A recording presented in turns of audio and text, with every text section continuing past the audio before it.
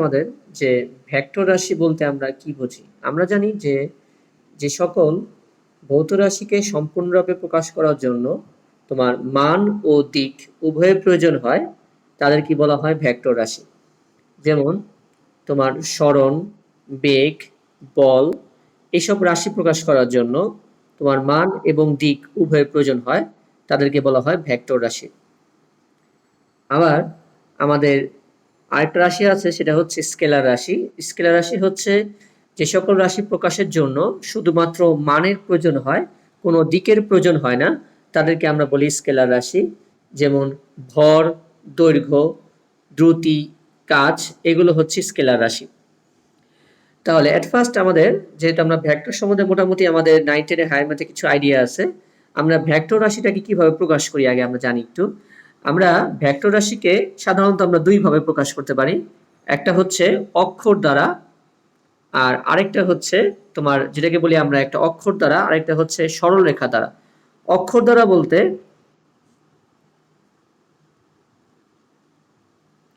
অক্ষর দ্বারা বলতে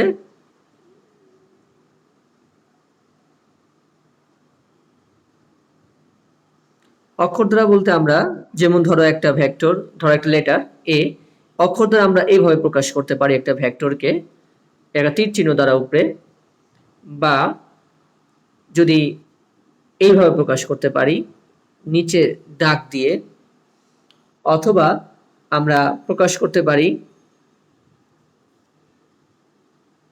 এইভাবে। একটা ভেক্টরকে যে কোনো সিম্বল যদি আমরা প্রকাশ করতে চাই, সিম্বলিক ভাবে প্রকাশ করি আমরা হচ্ছে তার উপরে একটা ভেক্টর চিহ্ন দিয়ে, সাইন দিয়ে, নিচে একটা টান দিয়ে, উপরে একটা টান দিয়ে এভাবে প্রকাশ করতে পারি। তারপর আমরা ভেক্টরের মান, আমরা সাধারণত ভেক্টরের মান কিভাবে প্রকাশ করি? ভেক্টরের মান প্রকাশ করার জন্য আমরা মডুলাস দিই। যদি তুমি এভাবে প্রকাশ করো তাহলে ভেক্টরের মানটা এভাবে প্রকাশ করবে, যদি এইভাবে প্রকাশ করতে চাও তাহলে ভেক্টরের মানটা এভাবে প্রকাশ করবে, আর যদি এইভাবে প্রকাশ করো তাহলে ভেক্টরের মানটা এভাবে প্রকাশ করবে। এবং অনেক সময় তুমি প্রশ্নে খেয়াল করবা যে প্রশ্নে অনেক সময় দেখা যায় যে কিছু কিছু প্রশ্নে, বিশেষ করে তোমার মনে রাখবা যে তোমাদের যে অ্যাডমিশন টেস্টে যে কোশ্চেনগুলো, সেগুলো তো অনেক সময় দেখা যায় যে এই ধরনের তারা উপরে দাগ বা নিচে দাগ টিক চিহ্ন না দিয়ে তারা কি করেছে, এই লেটারগুলোকে একটু বোল্ড করে দিচ্ছে। বোল্ড, হ্যাঁ ক্লাস মাত্র শুরু হয়েছে, লেটারগুলোকে তোমার বোল্ড করে দেওয়া হয়েছে। তাহলে এই বোল্ড করে দিলেও এটাও একটা ভেক্টর বোঝাবে। তাহলে আমরা ভেক্টরকে এইভাবে অক্ষর দ্বারা এইভাবে আমরা চিহ্নিত করতে পারি। আর 2 নম্বর আমাদের প্রসেস হচ্ছে সরল রেখা দ্বারা।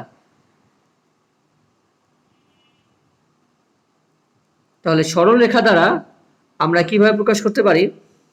যে এই যে একটা সরল রেখা, যদি আমি এখানে একটা তীর চিহ্ন দিয়ে দেই তবে বুঝাবে যে এটা একটা ভেক্টর রাশি। ধরো এটা এ একটা ভেক্টর রাশি, অথবা আমি যদি এইভাবে অঙ্কন করি তাহলে এটা একটা ভেক্টর রাশি। এই যে আমরা একটা চিত্রের মাধ্যমে বা সরলরেখার মাধ্যমে যে ভেক্টরগুলোকে প্রকাশ করলাম, তাহলে এইটার উপর ডিপেন্ড করে আমাদের দুই ধরনের ভেক্টর আছে। একটা হচ্ছে তোমার স্বাধীন ভেক্টর।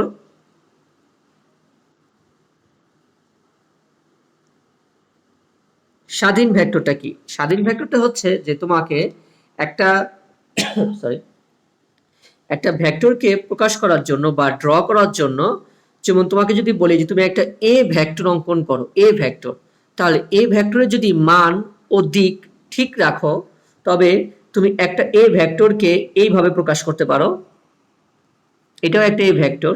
আবার যদি তুমি এইভাবে প্রকাশ করতে চাও, এটাও একটা এ ভেক্টর। অথবা যদি এইভাবে অঙ্কন করো তাহলে এটাও একটা এ ভেক্টর। তাহলে দেখো যে স্বাধীন ভেক্টর হচ্ছে যে একটা ভেক্টরকে প্রকাশ করার জন্য দুইটা বিন্দুর প্রয়োজন। যেমন এখানে একটা বিন্দু, এটাকে বলি আমরা আদি বিন্দু বা পাদবিন্দু। কেউ জেনি না, কাকে একটু হেল্প করো তো ঢুকতার জন্য, ওর কি প্রবলেম হচ্ছে। আদি বিন্দু বা পাদবিন্দু। আর আরেকটা বিন্দু হচ্ছে তোমার শীর্ষবিন্দু। আরেকটা বিন্দু হচ্ছে তোমার শীর্ষবিন্দু। তাহলে একটা ভেক্টর রাশি প্রকাশ করার জন্য তোমার দুইটা বিন্দুর প্রয়োজন, আদি বিন্দু বা পাদবিন্দু, আর একটা হচ্ছে শীর্ষবিন্দু। তাহলে স্বাধীন ভেক্টর হচ্ছে যে সকল ভেক্টর রাশির পাদবিন্দু ইচ্ছে মতো নির্বাচন করা যায়। যে সকল ভেক্টর রাশির পাদবিন্দু ইচ্ছে মতো বা স্বাধীন মতো নির্বাচন করা যায়, অর্থাৎ যার উপরে কোনো শর্ত নেই, ইচ্ছে মতো নির্বাচন করতে পারো, সেগুলিকে বলবো আমরা স্বাধীন ভেক্টর। আর 2 নাম্বার হচ্ছে আমাদের সীমাবদ্ধ ভেক্টর।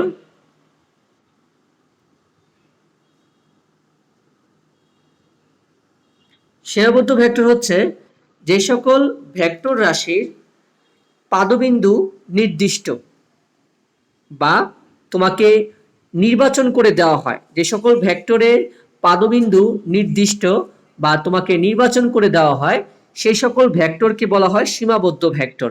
যেমন আমরা সাধারণত সীমাবদ্ধ ভেক্টর বলি যেমন অবস্থান ভেক্টরকে। তোমাদের মিউট করে রাখো। যেমন ধরো এক্স আর ওয়াই একটা স্থানাঙ্ক ব্যবস্থা। এখানে যদি ও বিন্দু হতে আমি একটা ভেক্টরকে অঙ্কন করি, ও বিন্দু হতে যদি একটা ভেক্টরকে অঙ্কন করা হয়, যেমন এ, এখানে এ ভেক্টরটা প্রকাশ করার জন্য তোমার মূল বিন্দু প্রয়োজন। মানে মূল বিন্দুর সাপেক্ষে যদি কোনো ভেক্টরকে প্রকাশ করা হয় তবে তাকে বলা হয় অবস্থান ভেক্টর। আমরা এটা ডেফিনেশন একটু পরেই পাবো। তাহলে এই যে মূল বিন্দুর সাপেক্ষে তোমার যে একটা ভেক্টর প্রকাশ করার প্রয়োজন হয় তাকে বলা হয় সীমাবদ্ধ ভেক্টর, বা তোমার হচ্ছে তাকে বলা হয় সীমাবদ্ধ ভেক্টর। তার মানে আমরা বলতে পারি যে কোনো নির্দিষ্ট বিন্দুকে যদি মূল বিন্দু ধরে যে ভেক্টর অঙ্কন করা হয় তাকে বলা হবে সীমাবদ্ধ ভেক্টর। যেমন এখানে আমরা ও বিন্দুটাকে মূল বিন্দু ধরে আমরা যে এই ভেক্টরটা অঙ্কন করছি, এটা হচ্ছে একটা সীমাবদ্ধ ভেক্টর। তাহলে আবার বলি, স্বাধীন ভেক্টর হচ্ছে যে ভেক্টরের পাদবিন্দু ইচ্ছে মতো বা স্বাধীনভাবে নির্ণয় করা যায় তাকে বলা হয় স্বাধীন ভেক্টর। আর সীমাবদ্ধ ভেক্টর হচ্ছে যে ভেক্টরের পাদবিন্দু নির্দিষ্ট বা মূলবিন্দু ধরে যে ভেক্টর অঙ্কন করা হয় তাকে বলা হয় সীমাবদ্ধ ভেক্টর। আচ্ছা, এবার আসি আমরা হচ্ছে শূন্য ভেক্টর।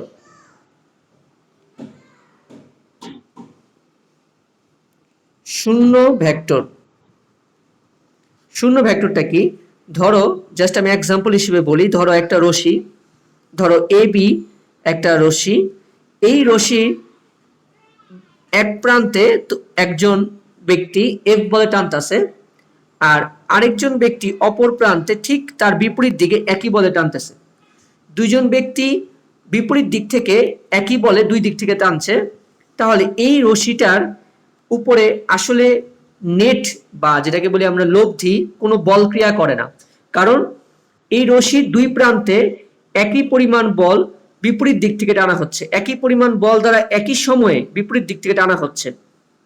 তার মানে এই রশ্মির উপরে আসলে নেট কোনো ফোর্স নাই, মানে রশ্মিটা যেভাবে থাকবে, যেভাবে আছে সেভাবেই থাকবে। তার মানে আমি যদি বলি যে শূন্য ভেক্টর হচ্ছে একই ভেক্টরে যার মান সমান কিন্তু দিক বিপরীত, এরকম যদি দুইটা ভেক্টর তুমি বিয়োগ করো, ধরো এফ মাইনাস এফ, তাহলে যে ভেক্টরটা পাবে সেটা হচ্ছে একটা শূন্য ভেক্টর। তাহলে শূন্য কিন্তু একটা ভেক্টর, কিন্তু প্রবলেম হচ্ছে যে শূন্য ভেক্টরের আসলে এর পাদবিন্দু এবং শীর্ষবিন্দু একই। যে ভেক্টরের পাদবিন্দু ও শীর্ষবিন্দু একই তাকেও শূন্য ভেক্টর বলতে পারি। এবং শূন্য ভেক্টরে যেহেতু পাদবিন্দু এবং শীর্ষবিন্দু এক, তার মানে এর কোনো নির্দিষ্ট দিক নেই। আবার খেয়াল করো, শূন্য ভেক্টরের মান শূন্য এবং এর পাদবিন্দু ও শীর্ষবিন্দু হচ্ছে একই, তা এই জন্য শূন্য ভেক্টরে কোনো সুনির্দিষ্ট দিক নেই। এর জন্য শূন্য ভেক্টরে কোনো সুনির্দিষ্ট দিক নেই। যেমন এখানে আমরা বলতেছি এফ মাইনাস এফ, একই জাতীয় দুইটা ভেক্টরকে আমরা মান সেম এবং দিক বিপরীত যদি আমরা বিয়োগ করি তাহলে আমরা একটা শূন্য ভেক্টর পাবো।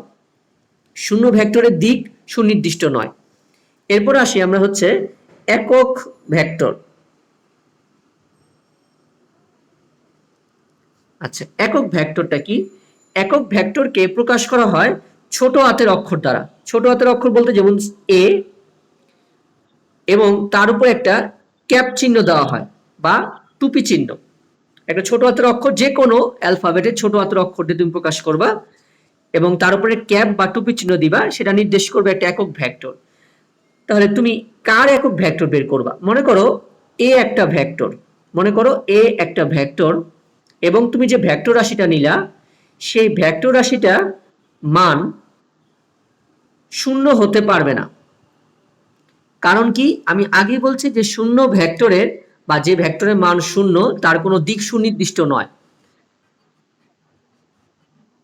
তুমি আমার ইয়ের মধ্যে, ছবির মধ্যে ক্লিক করো, ক্লিক করার পর হাতের বাম পাশে, তোমার ঠিক বাম পাশে দেখো একটা অডিও চিহ্ন আছে, সেই অডিও চিহ্নতে দেখো লেখা আছে যে ইউজ ডিভাইস ভায়া অডিও, এরকম একটা ওয়ার্ড সেন্টেন্স লেখা আছে, ওখানে ক্লিক করো। আর আমার নামে যে ভিডিওটা আছে ওইখানে তুমি ডাবল ক্লিক করো, তাহলে আমার ভিডিওর সামনে আসবে। তারপর আমার বামে যে অডিও ইটা আছে সেখানে তুমি ক্লিক করো, ক্লিক করলেই দেখবা তোমার সাউন্ড চলে আসছে। ওকে, কেউ একটু হেল্প করো।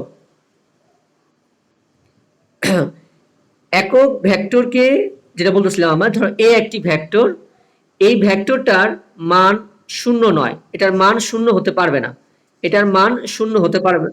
হ্যাঁ বলো, বলো।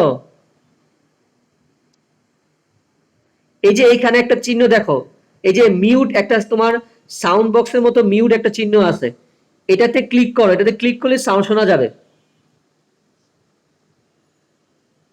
আর তুমি আমার স্ক্রিনের মধ্যে ডাবল ক্লিক করো, আমার যেখানে লেখা আছে শুভঙ্কর পাল, সেখানে তুমি ডাবল ক্লিক করো, দেখবে আমার ছবি, আমার এই তোমার এই ছবি চলে আসছে।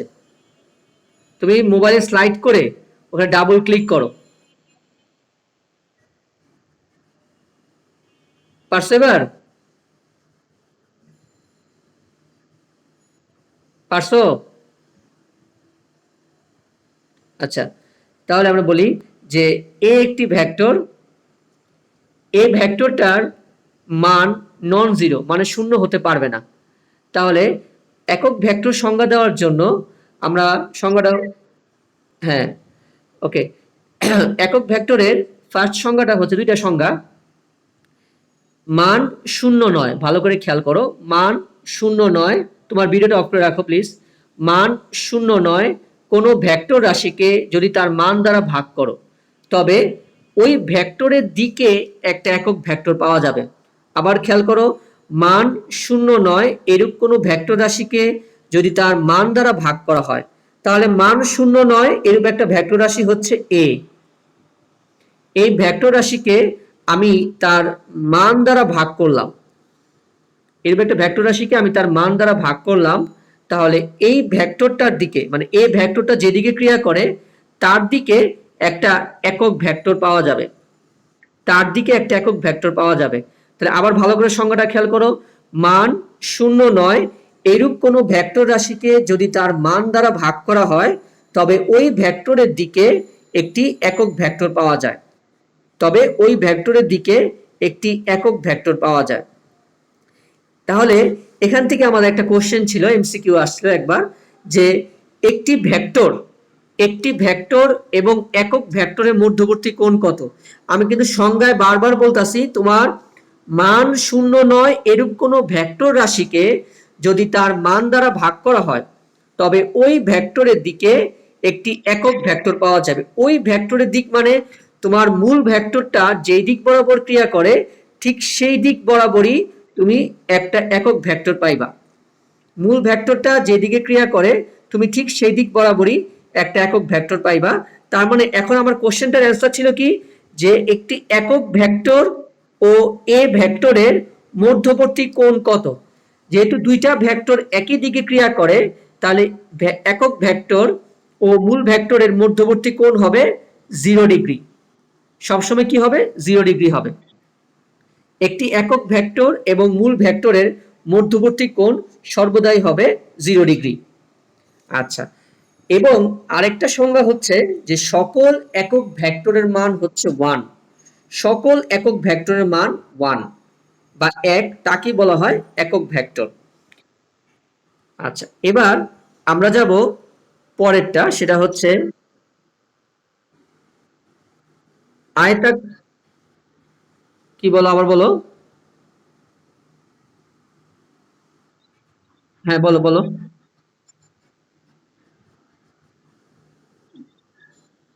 হ্যাঁ, কথা কেটে যেতেছে, আবার বলো। আবার বলো, কথা কেটে যাচ্ছে, কথা বোঝা যায় না তোমার, আরেকবার বলো প্লিজ।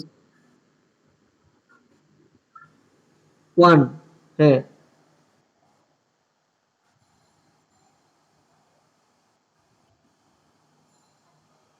তোমার কথা বুঝতেছি না। আচ্ছা সমস্যা নেই, আবার পরে কোশ্চেন করো, তোমার কথা এখন বোঝা যাচ্ছে না, আবার আমি পরে অ্যান্সার দিব তোমার। নেটওয়ার্ক ডিস্টার্ব করতেছে। একক ভেক্টরের মান ওয়ান, মান সাথে তোমার অ্যাঙ্গেলের কি সম্পর্ক? এই অ্যাঙ্গেল তো নির্ভর করে ডিরেকশনের উপর, অ্যাঙ্গেল তো নির্ভর করে ডিরেকশনের উপরে, তো মানের উপর নির্ভর করে না। দুইটা ভেক্টর যদি একই দিকে ক্রিয়া করে, একই দিকে মানে কি পরস্পরের সমান্তরাল বা একই রেখা বরাবর যদি ক্রিয়া করে, তখন তাদের মধ্যবর্তী কোণ 0 ডিগ্রি।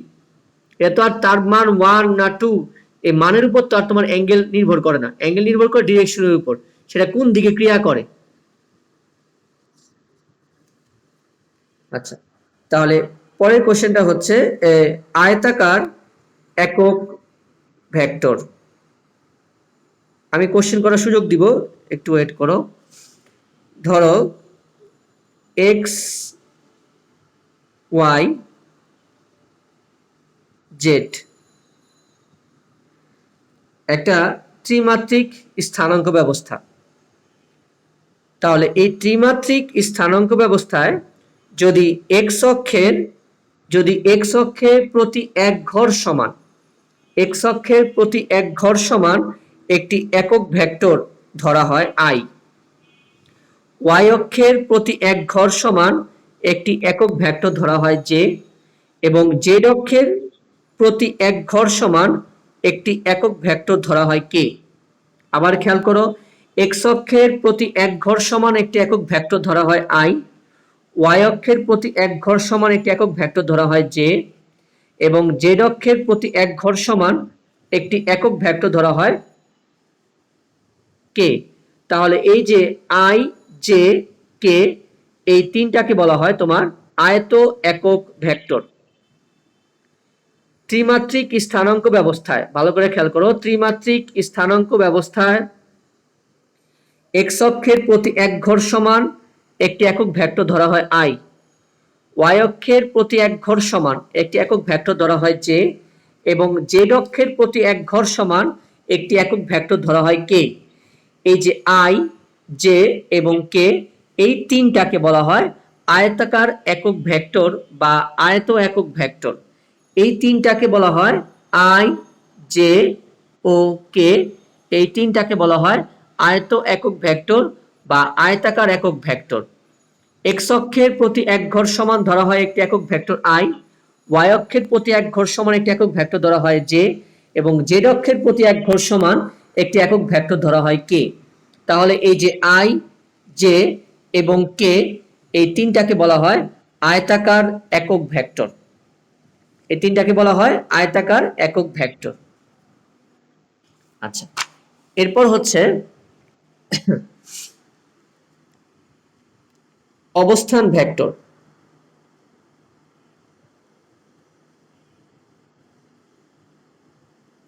অবস্থান ভেক্টরের আমরা ডেফিনেশন দিব দুইটা, একটা হচ্ছে দ্বিমাত্রিক ব্যবস্থা। দ্বিমাত্রিক ব্যবস্থায় মানে এক্স ওয়াই, এটা তোমরা পরিচিত। এই দ্বিমাত্রিক ব্যবস্থায় ধরো এখানে এ একটা বিন্দু যার স্থানাঙ্ক এক্স ওয়াই। আচ্ছা, তাহলে দ্বিমাত্রিক ব্যবস্থায় বা দ্বিমাত্রিক স্থানাঙ্ক ব্যবস্থায় এই এ বিন্দুটার অবস্থান নির্ণয় করার জন্য, এই বিন্দুটার অবস্থান নির্ণয় করার জন্য মূল বিন্দুর সাপেক্ষে আমরা যে ভেক্টরটা ব্যবহার করি তাকে বলা হয় অবস্থান ভেক্টর। আবার খেয়াল করো, এখানে এক্স ওয়াই একটা দ্বিমাত্রিক স্থানাঙ্ক ব্যবস্থা, এখানে একটা এ বিন্দু বা একটা বস্তু যার অবস্থান হচ্ছে এক্স ওয়াই। তাহলে এই বস্তুটার বা এই বিন্দুটার অবস্থান মূল বিন্দুর সাপেক্ষে নির্ণয় করার জন্য আমরা যে ভেক্টর ব্যবহার করি তাকে বলা হয় অবস্থান ভেক্টর আর।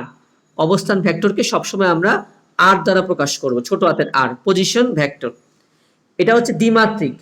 তারপর যদি ত্রিমাত্রিক নাও, ত্রিমাত্রিক মানে এক্স ওয়াই জেড, তাহলে ত্রিমাত্রিক, যেহেতু ত্রিমাত্রিকটা আমি আসলে এখানে ড্র করে দেখাতে পারবো না, তাহলে ত্রিমাত্রিকে ধরো একটা বিন্দুর অবস্থান এক্স ওয়াই জেড, তার মানে এক্স অক্ষ, ওয়াই অক্ষ এবং জেড অক্ষটা হচ্ছে ঠিক উপরের দিকে, তিনটা অক্ষ কাজ করবে। এক্স অক্ষ ধরো এইদিকে, ওয়াই অক্ষ এই বরাবর, আর জেড অক্ষটা ঠিক তাদের পারপেন্ডিকুলারই উপরের দিকে হবে। তাহলে এই যে এখন ত্রিমাত্রিক স্থানাঙ্ক ব্যবস্থায় এই মূল বিন্দু ও এর সাপেক্ষে যদি এ বিন্দুর অবস্থান নির্ণয় করার জন্য আমরা যে ভেক্টর ব্যবহার করি সেটাকে বলা হয় অবস্থান ভেক্টর। ত্রিমাত্রিক স্থানাঙ্ক ব্যবস্থায় মূল বিন্দুর সাপেক্ষে কোনো বিন্দু বা বস্তুর অবস্থান নির্ণয়ের জন্য যে ভেক্টর ব্যবহার করা হয় তাকে বলা হয় অবস্থান ভেক্টর। তাহলে আমরা কিন্তু বলতে পারি যে অবস্থান ভেক্টর হচ্ছে এক ধরনের সীমাবদ্ধ ভেক্টর। অবস্থান ভেক্টর হচ্ছে এক ধরনের সীমাবদ্ধ ভেক্টর, কারণ অবস্থান ভেক্টর প্রকাশ করার জন্য তোমার অবশ্যই মূল বিন্দু প্রয়োজন। এবং এই যে এক্স ওয়াই কাঠামো, এক্স ওয়াই স্থানাঙ্ক ব্যবস্থা বা এক্স ওয়াই জেড যে স্থানাঙ্ক ব্যবস্থা, এটার নাম হচ্ছে প্রসঙ্গ কাঠামো বা রেফারেন্স ফ্রেম। যারা আমরা গতকাল ক্লাস করছিলাম, আমরা আপেক্ষিক বেগ পড়ার সময় বলছিলাম যে প্রসঙ্গ কাঠামো কি। প্রসঙ্গ কাঠামো হচ্ছে একটা বিন্দু বা একটা স্থানাঙ্ক ব্যবস্থা যার সাপেক্ষে কোনো বস্তু স্থির না গতিশীল তা আমরা নির্ণয় করতে পারি। কারণ আমরা জানি পৃথিবীর কোনো কিছুই পরম স্থির নয় বা কোনো কিছুই পরম গতিশীল নয়, সবকিছু হচ্ছে কি আপেক্ষিক। তাহলে আমরা রেফারেন্স ফ্রেম বা প্রসঙ্গ কাঠামো বলতে আসলে বুঝবো একটি স্থানাঙ্ক ব্যবস্থা এক্স ওয়াই অথবা এক্স ওয়াই জেড। তাহলে আবার সঙ্গে আসি, আবার বলি যে প্রসঙ্গ কাঠামোর, এবার ইন জেনারেল আমি ডেফিনিশন দিচ্ছি তোমাদের জন্য। প্রসঙ্গ কাঠামোর মূল বিন্দুর সাপেক্ষে কোনো বিন্দু বা বস্তুর অবস্থান নির্ণয়ের জন্য যে ভেক্টর ব্যবহার করা হয় তাকে বলা হয় অবস্থান ভেক্টর। এবং অবস্থান ভেক্টরের সংজ্ঞায় অবশ্যই অবশ্যই অবশ্যই তোমাদের মাথায় রাখবা যে মূল বিন্দুর সাপেক্ষে, এই কথাটা মাস্ট। যদি মূল বিন্দুর সাপেক্ষে তুমি কথাটা না বলো তবে কিন্তু স্যার তোমাকে অবশ্যই নাম্বার দিবে না, মাস্ট বি, তোমাকে 0 দিবে। কারণ অবস্থান ভেক্টরে মূল বেসিকটাই হচ্ছে মূল বিন্দুর সাপেক্ষে কোনো বিন্দুর অবস্থান নির্ণয়ের জন্য যে ভেক্টর ব্যবহার করা হয় তাকে বলা হয় অবস্থান ভেক্টর। এবার আমি আসি নেক্সট ডেফিনেশনে। এবার হচ্ছে সদৃশ ভেক্টর বা লাইক ভেক্টর।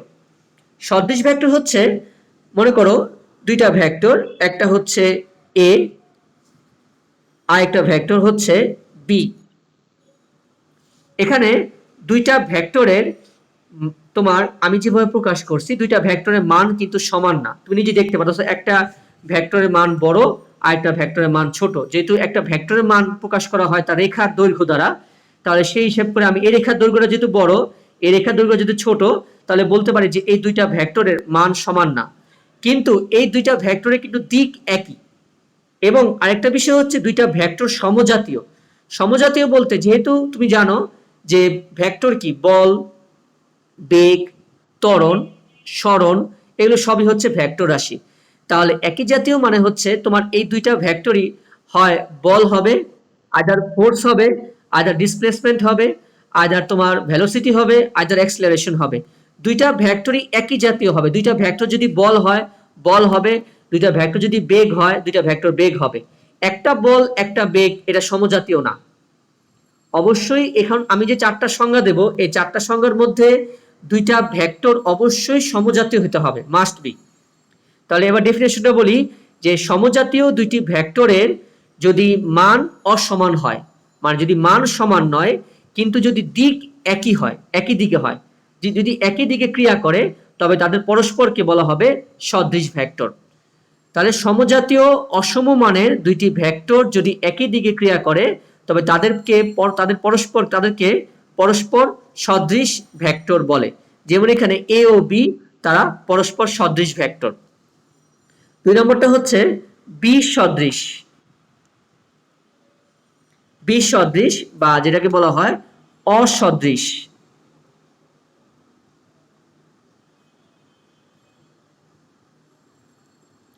বি সদৃশ বা অসদৃশ ভেক্টর। বি সদৃশ ভেক্টর বা অসদৃশ ভেক্টর হচ্ছে আগের মতোই দুইটা ভেক্টরের মান, একটা ভেক্টর মনে করি আমি এ, আরেকটা ভেক্টর বি। এবারও আগের মতোই দুইটা ভেক্টরের মান সমান না। এবং এখানে আরেকটা বিষয় হচ্ছে এখন দুইটা ভেক্টরের দিকও একই না, দিক বিপরীত। তাহলে এখন ডেফিনেশনটা কি হবে, যে সমজাতীয় অসম মানের দুইটি ভেক্টর যদি বিপরীত দিকে ক্রিয়া করে, যদি পরস্পরের বিপরীত দিকে ক্রিয়া করে, তবে তাদেরকে পরস্পরের অসদৃশ বা বিসদৃশ ভেক্টর বলে। সমজাতীয় অসম মানের দুইটি ভেক্টর যদি বিপরীত দিকে ক্রিয়া করে, তবে তাদেরকে অসদৃশ বা বিসদৃশ ভেক্টর বলে।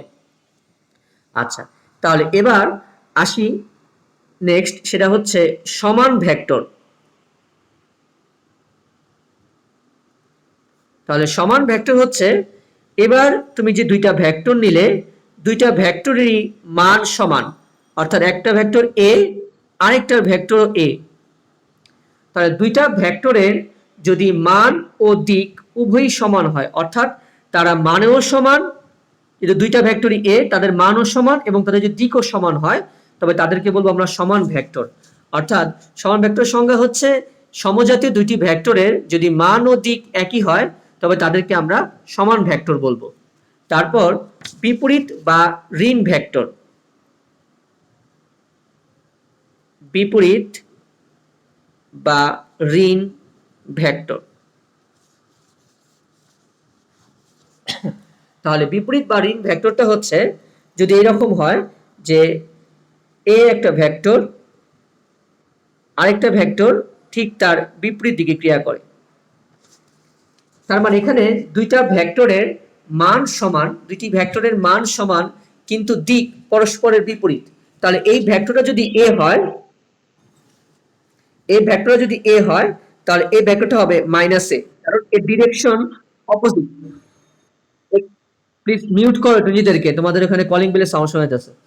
একটি ভেক্টর যদি এ হয় আর আরেকটা ভেক্টর হবে ঠিক তার বিপরীত দিকে ক্রিয়া করে, কিন্তু দুইটি ভেক্টরেরই তোমার মান সমান, তাহলে আমরা বলতে পারি যে যদি দুইটি ভেক্টরের মান সমান কিন্তু দিক যদি বিপরীত হয়, তবে তাদেরকে পরস্পরের বিপরীত বা ঋণ ভেক্টর বলবে। দুইটি ভেক্টরের যদি মান সমান কিন্তু দিক যদি বিপরীত হয়, তবে তাদেরকে আমরা বিপরীত বা ঋণ ভেক্টর বলবো। তাহলে এরপর হচ্ছে আমাদের বিপ্রতীপ ভেক্টর।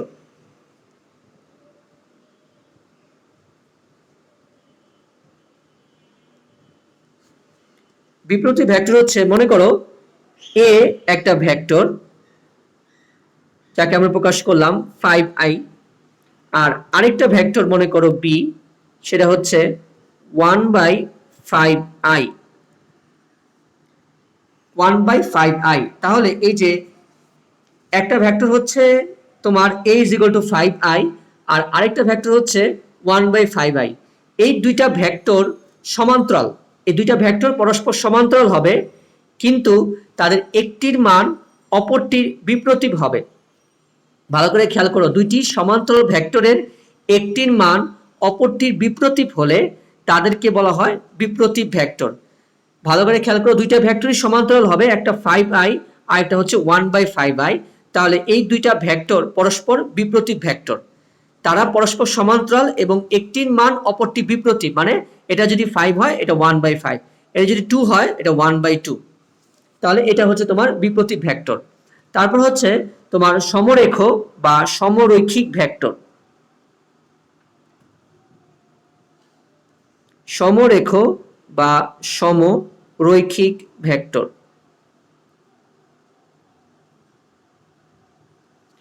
সমরেখ বা সমরৈখিক ভেক্টর হচ্ছে, একই রেখা বরাবর একই দিকে যদি দুই বা ততোধিক ভেক্টর ক্রিয়া করে, মানে একের অধিক, যদি একের অধিক ভেক্টর ক্রিয়া করে একই রেখা বরাবর একই দিকে, তবে তাদেরকে আমরা বলবো সমরেখ বা সমরৈখিক ভেক্টর। একই রেখা বরাবর যদি একই দিকে দুই বা ততোধিক ভেক্টর ক্রিয়া করে, তো তাদেরকে বলা হয় সমরেখ বা সমরৈখিক ভেক্টর। তারপর হচ্ছে সমতলীয় ভেক্টর। সমতলীয় ভেক্টর। সমতলীয় ভেক্টর হচ্ছে, ধরো এখানে একটা কাল্পনিক তল, মনে করো একটা আয়তাকার তল, ধরো এ বি সি ডি। এই আয়তাকার তলের মধ্যে অনেকগুলো ভেক্টর ক্রিয়া করে, পি কিউ আর। এই আয়তাকার তলের মধ্যে যদি অনেকগুলো ভেক্টর যে কোনো দিকে ক্রিয়া করুক, এটা কোনো বিষয় না, যে কোনো দিকে যদি ক্রিয়া করে তবে আমরা এই যে পি কিউ আর এই তিনটাকে বলবো আমরা সমতলীয় ভেক্টর। অর্থাৎ একই তলে যদি অনেকগুলো ভেক্টর ক্রিয়া করে, বা আমরা বলি যে দুই বা ততোধিক ভেক্টর যদি একই সমতলে অবস্থান করে, দুই বা ততোধিক ভেক্টর যদি একই সমতলে অবস্থান করে তবে তাদেরকে বলা হয় সমতলীয় ভেক্টর। এরপর আরেকটা ভেক্টর হচ্ছে তোমার সঠিক ভেক্টর। সঠিক ভেক্টর হচ্ছে যে ভেক্টরের মান শূন্য নয়, যে ভেক্টরের মান শূন্য নয় তাদেরকে সঠিক ভেক্টর বলে। যে ভেক্টরের মান শূন্য নয় তাদেরকে আমরা বলবো সঠিক ভেক্টর। আচ্ছা, এবার আসি আমরা আচ্ছা, এখন তোমাদের আর 6 মিনিট পর লাইন কেটে যাবে, আমি এরপর আবার লিঙ্ক দেব। এখনই লিঙ্ক দিতেছি, এখন কেটে ওই লিঙ্ক, নতুন লিঙ্কে আবার তোমার ঢুকবা। মেসেঞ্জার গ্রুপে আমি যে লিঙ্কটা দিতেছি ওই লিঙ্কে আবার ঢুকবা। আমি এখন এটাই পর্যন্ত শেষ করতেছি, নতুন লিঙ্ক দিয়ে আবার আবার তোমার ক্লাস নেব। এখন নতুন করে আবার ঢোকো।